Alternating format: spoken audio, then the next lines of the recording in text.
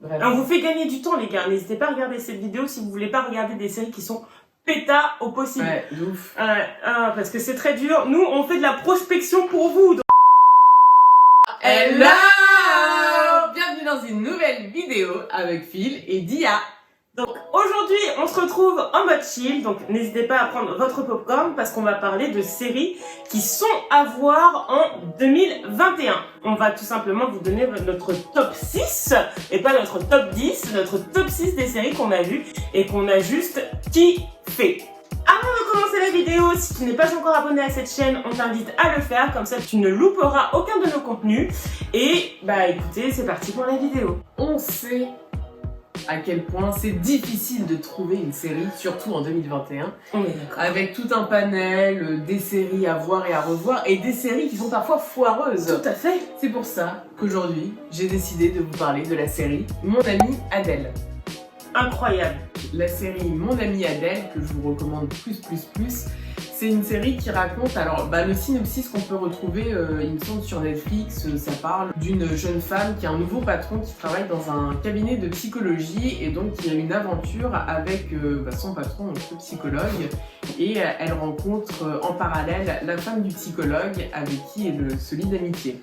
Vu comme ça, on se dit ouais, c'est une série... Voilà. Non, pas du tout. Ça part en live. Ouais, ça part un peu... Enfin, ça part en live. Ça dépend de... Dans le bon sens du terme. Oui, voilà. On s'attend vraiment à une série un petit peu de... Enfin, sans vouloir dénigrer, mais de femmes au foyer, un petit peu à la Desperate Housewives. Même si Desperate Housewives, c'est une super série, moi j'ai adoré. Mais on s'attend un petit peu à ce genre de série, et en fait c'est plus profond que ça va vraiment déjà dans la personnalité de chaque personnage, donc sans trop vous spoiler, sans même vous spoiler, hein. Mais si vous avez un intérêt particulier pour tout ce qui est rêve, et franchement c'est une série qui est assez intéressante parce que moi ça m'a fait remettre en question sur certaines choses, ça m'a même appris quelques petits trucs quand même. Si tu fais beaucoup de rêves, ou comment les interpréter, pourquoi les écrire, si tu fais de la paralysie du sommeil, etc. Je pense que ça peut être une série intéressante à voir parce que c'est jamais traité en fait. Moi j'ai jamais vu une série qui parlait des rêves. Franchement c'est une série que je vous conseille à 100% si vous voulez voir quelque chose qui est différent que d'habitude. Petite info, on n'a pas forcément vu les mêmes séries, si je m'abuse. Ouais. Donc on n'a pas forcément vu les mêmes séries dans cette vidéo. Donc pour le coup, j'ai vu aussi Mon amie Adèle et franchement, je recommande à 100%. C'est une série qui vraiment, si vous aimez les séries où vous ne vous attendez pas du tout à ce type de fin, vous allez être servi, sincèrement. On n'en dit pas plus. On vous laisse regarder. Twist final. Twist. Alors, pour ma part, je vais vous parler de la série Beecham House qui est sortie sur la plateforme Salto. Donc bon, c'est une plateforme qui est payante au même titre que Netflix, Amazon Prime. Vous avez un mois d'essai gratuit, donc moi j'en ai profité pour regarder cette série-là. Et en fait, c'est une série qui parle d'un mec, donc Monsieur Beecham, qui est un ancien soldat de l'armée anglaise et qui du coup continue de vivre en Inde. Et en fait, on va vivre tout au long de cette série son installation en Inde suite à un traumatisme qu'il a vécu pendant la guerre. Voilà, c'est une série d'époque, encore une fois, comme si vous avez vu la précédente vidéo qu'on vous mettra juste ici, je suis friande de séries d'époque. Et du coup là, on est en plein dedans avec des décors magnifiques dans le pays indien, donc c'est très édulcoré, etc. Enfin voilà, plein de couleurs, plein de danse, etc. Tout ce que j'aime. Il y a des histoires d'amour, donc voilà. On est love to love. Voilà, donc il y a des histoires d'amour, il y a des histoires de trahison, de politique, enfin voilà, vraiment c'est un méli-mélo de plein d'aventures différentes, d'histoires un peu interpersonnelles qui se déroulent dans la série. Et franchement c'est hyper intéressant. Alors pour l'instant il n'y a qu'une seule saison qui est sortie. Moi j'ai dévoré la première saison d'une traite parce que vraiment c'est hyper intéressant. Voilà. Encore une fois j'y reviens, il y a des histoires d'amour, l'aspect historique aussi parce que bon je pense que c'est quand même basé sur des faits qui sont réels même si c'est une histoire un peu racontée. Donc non franchement c'est une série qui est un peu surprenante. Si vous aimez les séries un peu tranquilles qui sont pas vraiment compliquées à comprendre, moi je vous la recommande vivement. Je vais vous parler d'une série que j'ai refusé de regarder pendant des mois et des mois et des mois. J'exagère bien évidemment. C'est la série que vous avez dû voir passer sur vos écrans si vous êtes abonné à la plateforme Netflix. la série Ginny et Georgia. Donc il y a eu masse, enfin moi je me souviens, j'ai eu masse de bandes annonces qui s'affichaient, etc. Je t'en avais parlé en plus. Ouais, mais sauf que je me suis dit non, ça va être un truc cucu, une histoire mère-fille. Enfin, en fait la bande annonce, je trouve qu'elle elle est trompeuse. Parce que tu te dis bon bah ok, ça va être l'histoire d'une mère et sa fille, un peu comédie, etc. Et en fait c'est beaucoup plus profond que ça. J'ai regardé comme la série Mon amie Adèle, un petit peu par dépit, et mon dépit a été vraiment fort satisfaite. Agréablement surpris.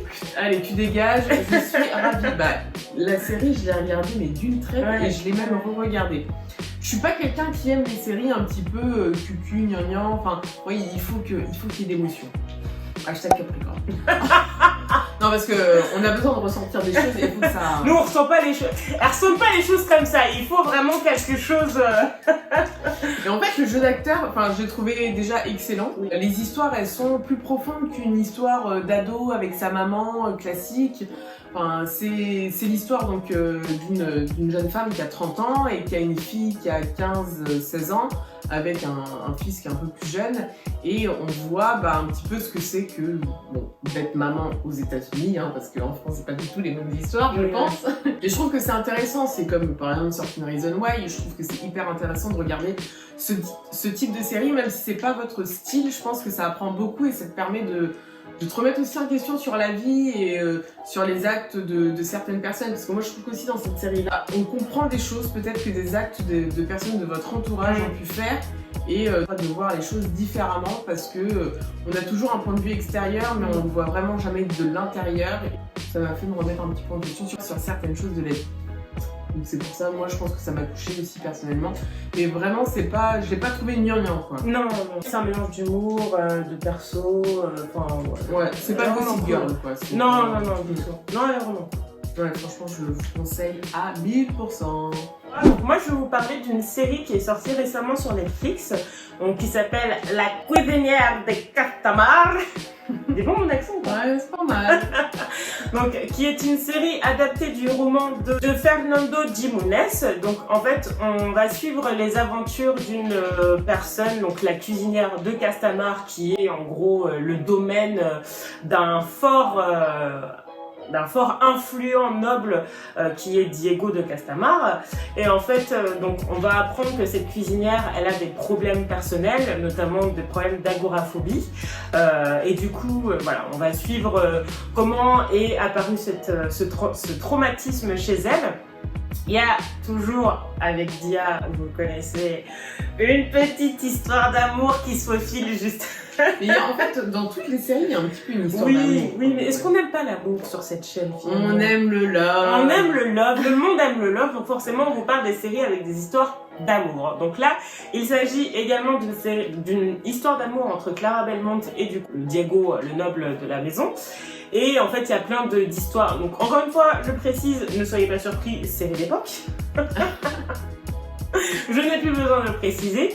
Et du coup, donc on va suivre cette aventure. Donc chaque personnage a vraiment de gros traumatismes. Ce qui est bien, c'est qu'il y a une sorte de synopsis à chaque fois dans la série, où on va finalement suivre dans un épisode la vie d'un des personnages, comprendre pourquoi il est aussi méchant, pourquoi elle est aussi gentille, pourquoi elle a ce problème-là, etc.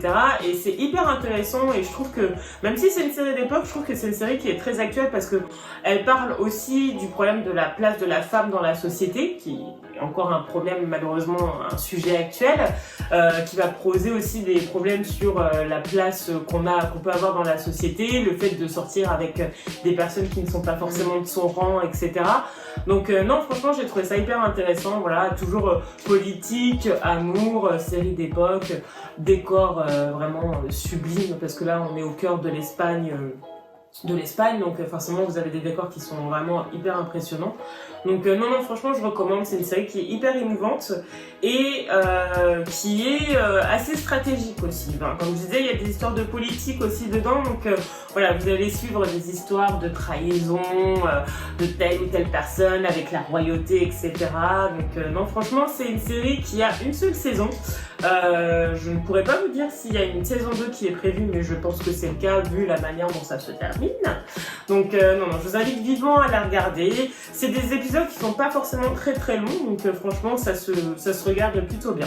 Donc encore une fois, Philédia recommande cette série. La troisième série dont je vais vous parler, c'est une série qui est sortie là tout récemment sur Amazon Prime. Et donc c'est une série qui paraît surtout par le titre très girly, mais ça l'est pas forcément si vous êtes fan d'enquête, de réflexion pendant une série. Et ben, je vous la conseille à 100%. Donc c'est la série qui s'appelle Cruel Summer. Ça fait pas du tout rêver non, comme ça. Ça fait très teenage. Ouais, ça fait très teenage. Ouais. Bon après voilà, c'est une histoire où c'est plus un peu plus des ados quoi. Alors après moi je dis ça, mais moi j'adore les séries teenage. Cruel Summer, c'est l'histoire d'une adolescente qui est enlevée. Et donc je vais pas trop vous spoiler, mais il y a un petit peu un procès médiatique qui se fait sur une autre adolescente qui aurait été peut-être témoin de l'enlèvement. Enfin voilà, je ne vous dis pas tout. Et en fait, ce qui est hyper intéressant dans cette série-là, bon déjà c'est de savoir qui a raison, qui a tort, et c'est la manière dont ça a été monté. Donc la série se déroule sur 3 années différentes, avec à chaque fois une scène, un tableau sur une année, et en fait on voit l'évolution des personnages. En fait, ce que cette histoire a généré sur chaque personnage, donc forcément il change de style, il se coupe les cheveux, etc.